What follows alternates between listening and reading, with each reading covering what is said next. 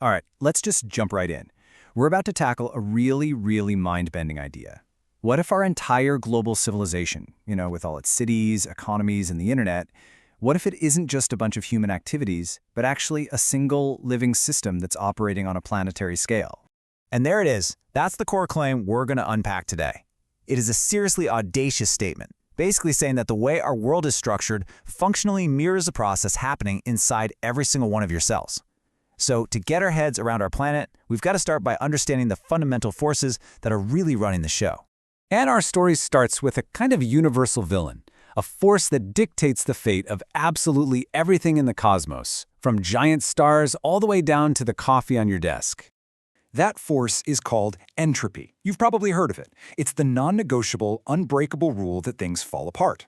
Orderly systems just break down into chaos. It's the reason your hot coffee gets cold, and why, well, nothing lasts forever. It's the bill that always, always comes due. But then there's life. And life is the hero of our story.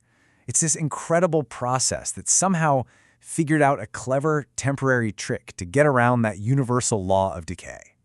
It's like this impossible art form that just holds it all together, if only for a little while. So how does it pull it off? It does it through something the source material calls meaning. Now, hold on. This isn't poetic or philosophical. In this context, meaning is a physical thing. Think about a strand of DNA. It creates order by basically preventing almost everything else from happening. It's a constraint, information that cuts through all the noise and allows a clear structure to emerge. And this right here perfectly illustrates the trick. You see, life is playing a game with two different kinds of entropy. It uses information, like DNA, to create a really clear, orderly blueprint. That reduces informational disorder. And then, it uses that orderly blueprint to fight back against physical disorder out in the world, building complex things like you and me. Life exists in that amazing little gap between the two.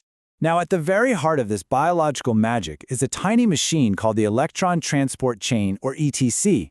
This is how your cells manage energy.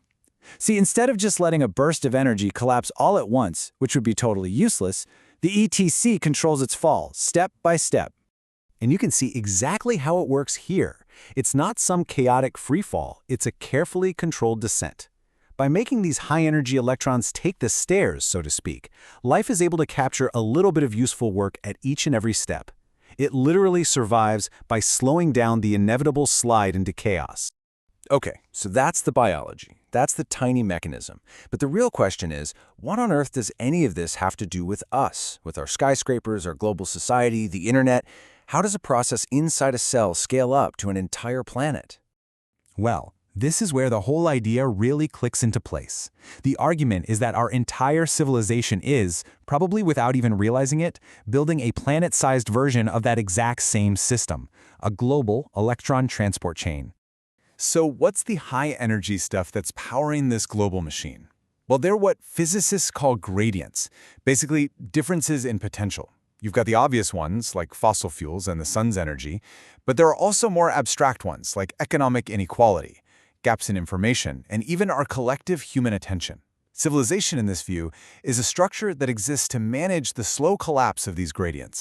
And this is where the comparison gets, well, shockingly precise. The protein complexes in the cell?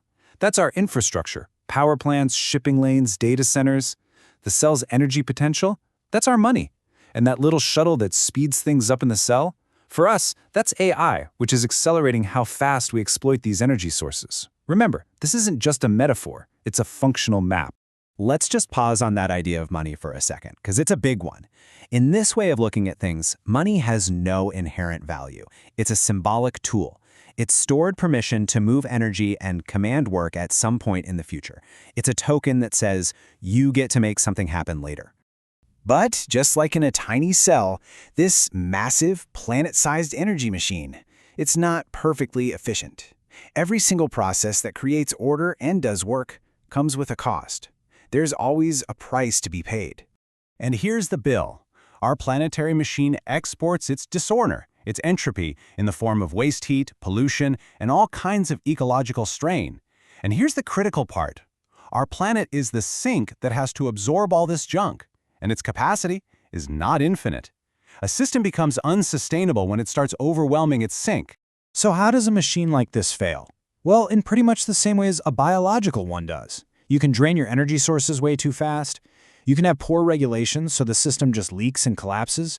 You can have a feedback delay where you don't even see the damage you're causing until it's too late. Or you can just be optimizing for the wrong thing entirely. All of these are, at their core, entropy management errors. And thinking this way completely reframes the whole idea of sustainability. It's not about some vague moral goal or just being nice to the planet. It's a functional requirement. It's about engineering and maintaining our global system so that the chain of energy flow doesn't break down and collapse. It's about survival. Which brings us to a pretty profound conclusion about our own role in all of this.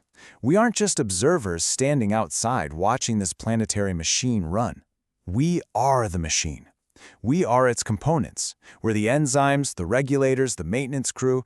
We have an active and pretty heavy responsibility for how it all works.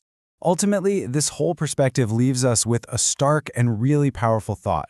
Life, and by extension our civilization, is this magnificent, improbable, temporary victory against the universe's tendency to decay. It's sacred, not because it's rare, but because it is incredibly expensive. And the bill for all this beautiful complexity is always being paid. The real question is, by who and for how much longer?